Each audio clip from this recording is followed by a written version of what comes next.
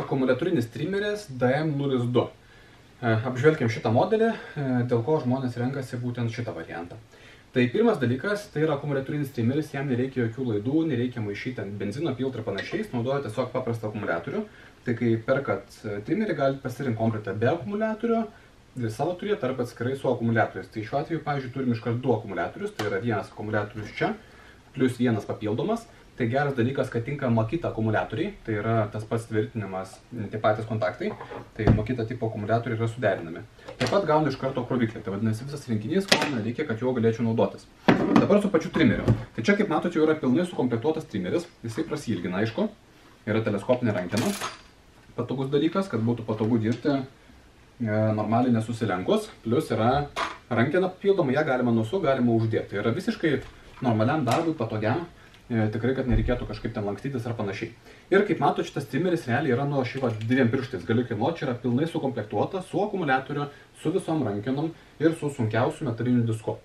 Tai jis yra visiškai lengvutis, labai paprasta naudotis, labai lengva, jis yra kompaktiškas.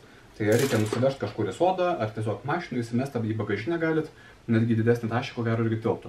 Tai yra labai paprasta naudotis. Jeigu, pavyzdžiui, benzinį reikėtų maišyti benziną, žvakės tikrint, laidinį, tai reikėtų temptis kažkur per lygintuvą. Čia tiesiog paprastai akumuliatorių pajungiau, mygtuką nuspaudžiau ir galiu dirbti. Taip, ką jis turi komplete? Jau rodžiau, kad yra reguliuojama teleskopinė rankena, taip pat yra reguliuojamas antgalis. Tai vadinasi, keičiasi jo kampas, tai jeigu reikia papjauti kažkur gyvatvorę arba kaip tik atvirkščiai į kitą pusę, galit pasikeisti kampą ir pjauti taip, kaip yra patogu.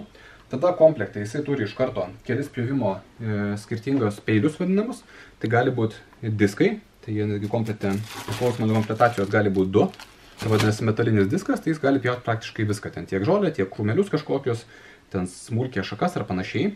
Taip pat tada komplete gali būti metaliniai peiliai. Jie irgi yra labai paprastai keičiami, tiesiog galite uždėti metalinį peilį ir kirpti su jais.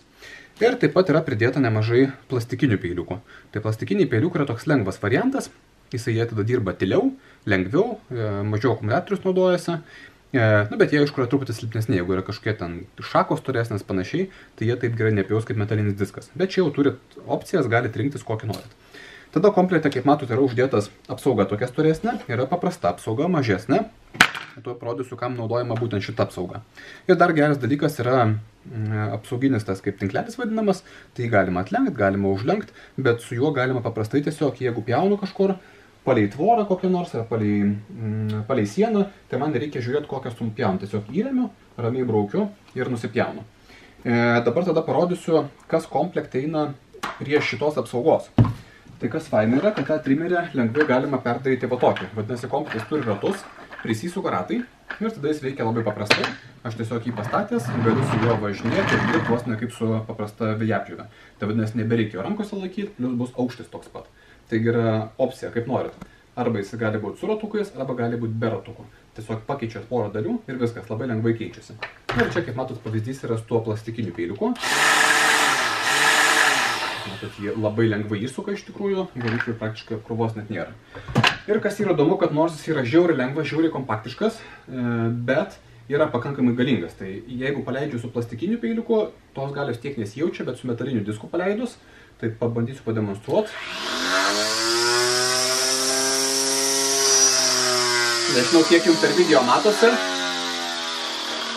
bet realiai galios jaučiasi tikrai pakankamai daug. Tai stebėtinai daug galingumo iš tokio kompaktiško ir lengvo daikto. Taip pat jeigu ieškot varianto, kuris būtų stipresnis negu, pavyzdžiui, ten pigus kažkokie lengvi trimeriukai, bet nenorit labai didelio sunkaus daikto, tai čia gali būti tikrai geras pasirinkimas.